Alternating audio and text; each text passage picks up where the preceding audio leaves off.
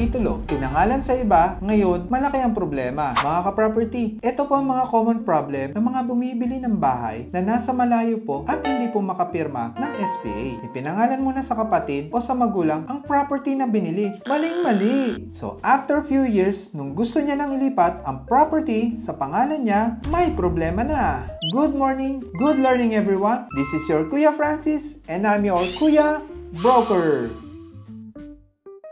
Mga ka-property, kung tayo po ay bibili ng property at tayo hindi available para pumirma, maigi po, magpagay po tayo sa isang credible na licensed broker tulad ko po. Matuturuan po tayo na hindi po natin kailangan ipangalan sa kapatid o sa magulang ang bibili nating property kung tayo po ay nasa malayo or hindi makapag-execute ng SPA. Ang kailangan lang po, the seller of the property shall issue, sign, and notarize a unilateral deed of sale. A unilateral deed of sale is a legally binding contract where the seller shall execute and sign a deed of sale and will not be signed by the buyer. So mga ka-property, malilipat po ang title or ownership without the need to sign or SPA. So kung malayo ka o nasa ibang bansa ka man, the property will still be transferred under your name. Hindi mo na kailangan ipangalan sa kapatid o sa magulang mo po. Mga ka-property, pakitype naman po sa comment section below ang mga story ng mga kilala po natin na nagka-problema